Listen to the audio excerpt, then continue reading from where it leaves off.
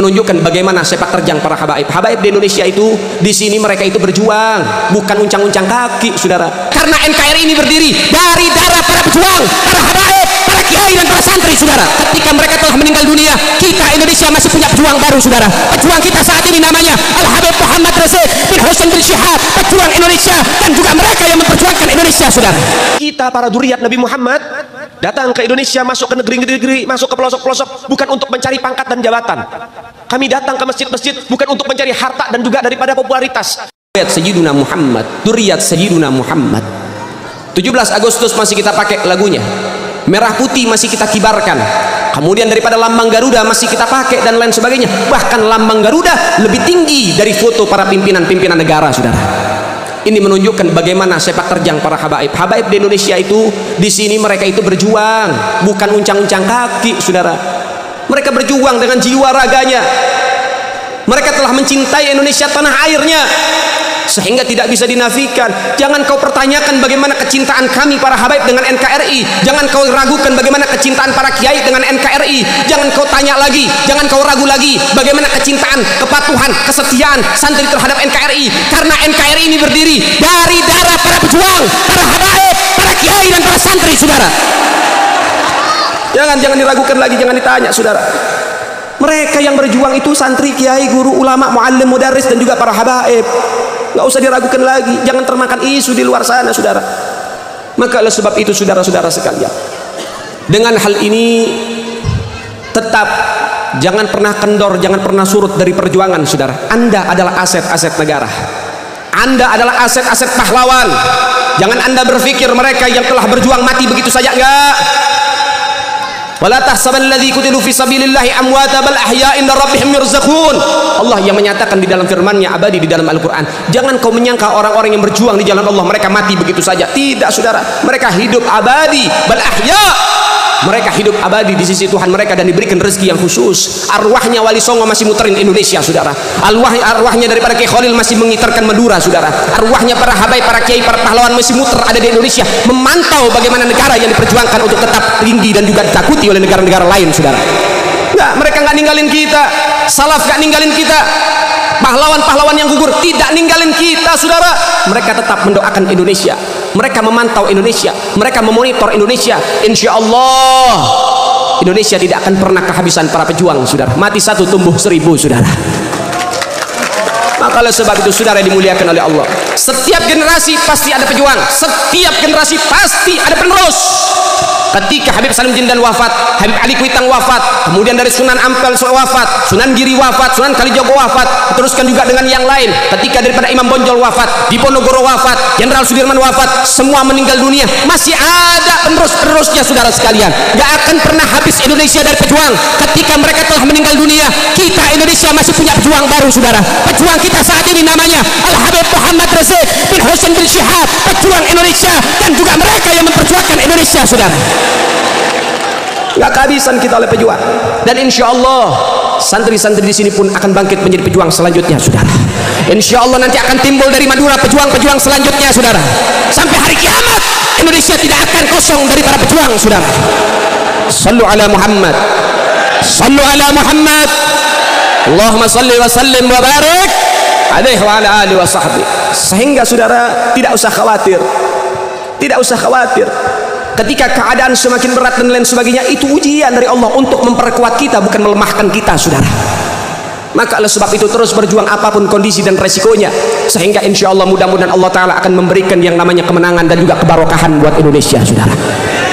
Saudara yang dimuliakan oleh Allah, indikasi-indikasinya sudah ada. PKI itu dulu musuhin ulama, sekarang mulai timbul. Berapa banyak yang musuhin ulama? Kira-kira saya pengen tanya, yang musuhin ulama sekarang, zaman sekarang, ada apa enggak, saudara? Ada apa enggak? Ada apa enggak? Yang benci dengan ulama ada apa enggak? Yang nggak suka sama pondok pesantren ada apa tidak? Ada apa tidak? Yang teror ulama ada apa enggak? Yang bunuh ulama ada apa enggak?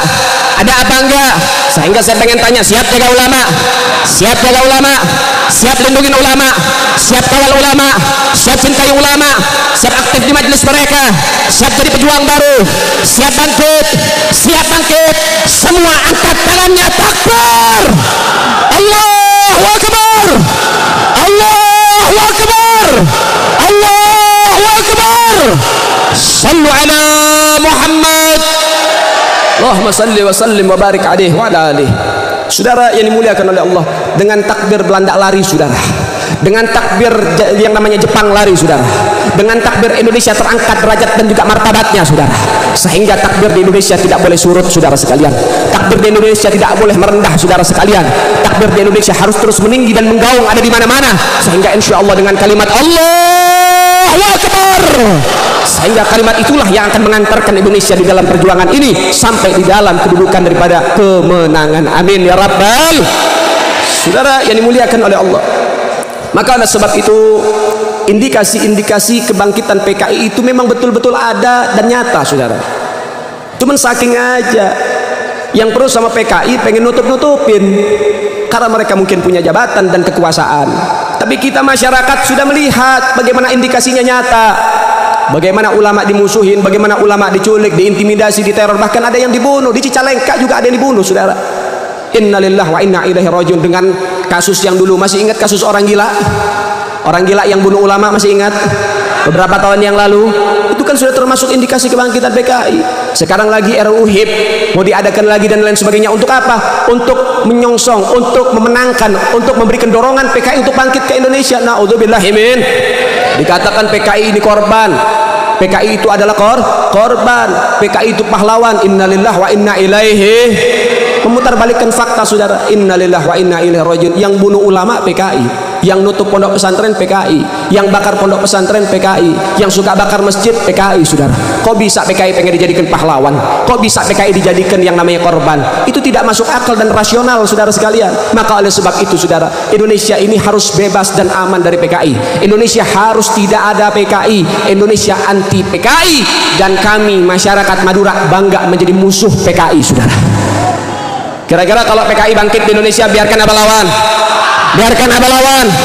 Biarkan apa lawan? Siap lawan kebangkitan PKI, siap jaga Indonesia dari PKI, betul. Siap berjuang buat Indonesia, siap mati buat Indonesia, siap tumpah darah buat Indonesia. Takbir, Allahu Akbar. Sallu ala Muhammad. Hati-hati, hati-hati, hati-hati saudara. Ini nggak boleh didiamkan, nggak boleh. PKI ini bahaya saudara, dan ini hal yang tidak boleh didiamkan sama sekali. Baik, ada beberapa catatan mengenai PKI, cuman agak panjang. Kira-kira bagaimana? Boleh apa enggak nih? Boleh apa tidak? Siap dengarkan? Siap dengarkan? Baik, PKI itu terbentuk saudara dari bulan Mei tahun 1914. Nah 1914 ini PKI itu dibawa oleh beberapa orang-orang Belanda yang memang mereka menganut ideologi komunis. Ya, nama daripada penganut ini yang membawa, jadi Belanda itu ada dua. Belanda itu menganut dua ideologi kala itu. Pertama kapitalis, yang kedua komunis sudah. Kapitalis dan komunis ini nggak akur. Komunis menginginkan semua ideologi yang ada di Belanda dan lain sebagainya harus menganut ideologi komunis, sehingga memerangi daripada kapitalis saudara. Maka orang Belanda masuk ke Indonesia di kala 1914 di bulan Mei, yang bernama Henk Sneevliet ya, dengan 85 tokoh komunis Belanda, sehingga masuk ke Indonesia untuk membentuk daripada gerakan-gerakan komunis. Sehingga kalau dulu di tahun-tahun tersebut sampai tahun 1917 itu namanya bukan PKI, nama aslinya itu ISDV. ISDV ini adalah termasuk salah satu organisasi komunis. Nah kemudian dimakannya waktu, datanglah kemari untuk mengelabui para buru-buru dan petani, diajak bergabung di dalam ISDV dengan salah satu jaminan, karena di kala itu masih dipegang oleh Hindia Belanda saat itu Indonesia, sehingga akhirnya untuk bisa bangkit, ini menurut mereka, untuk bisa bangkit harus ada orang-orang Belanda asli yang menyongsong mereka, yang menyokong mereka, yang membantu mereka, sehingga itulah yang didoktrin kepada segenap para petani-petani dan juga para buruh-buruh saudara. Sehingga ISDV dibentuk, dirangkul semua petani dan lain sebagainya, termasuk juga Syarikat Islam yang kala itu memang tidak menginginkan ideologi kapitalis ada di Indonesia karena terlalu zalim terhadap masyarakat ya. Lalu kemudian akhirnya apa? sejumlah daripada kader-kader syarikat Islam yang masuk di kala itu, yaitu Semaun dari Surabaya dan juga Darsono dari Solo, saudara. Ya. Kemudian Tan Malaka juga dari Sumatera ikut bergabung di dalam ISDV, yaitu gerakan komunis dari Belanda, saudara. Namun melihat gerakan ISDV, akhirnya komunis Belanda ini melihat gerakan ini memiliki pengaruh dan juga memiliki perkembangan yang pesat, serta memiliki ancaman untuk kapitalis Belanda, Hindia Belanda di kala itu, sehingga akhirnya dari Henk Sneevliet diambil, diciduk dan dibuang ke Belanda, saudara. Namun hal ini tidak membuat daripada gerakan mereka sirna, masih ada. Kenapa? Ada orang-orang Indonesia yang sudah didoktrin oleh mereka. Kemudian ketika dilihat di SDV ini, gerakannya ternyata sudah mulai untuk apa? Menunggangi Serikat Islam yang diketuai dan dipimpin oleh Hos Cokroaminoto, sehingga akhirnya Hos Cokroaminoto keluar dari SDV karena sudah melihat kejanggalan-kejanggalan, keluar. Tapi ada beberapa juga yang sudah tenggelam dengan doktrin dari SDV, namun ketuanya sudah diciduk dan dibuang ke Belanda dan tidak boleh menyebarkan ideologinya ada di Indonesia, saudara. Tapi tetap masih ada kaki tangan. Akhirnya apa? Akhirnya di tahun 1921 Henk Sneevliet secara resmi mewakili PKH. Jadi di SDV berubah nama PKH, yaitu apa? Partai Komunis Persatuan Komunis Hindia Belanda yang ada di Indonesia.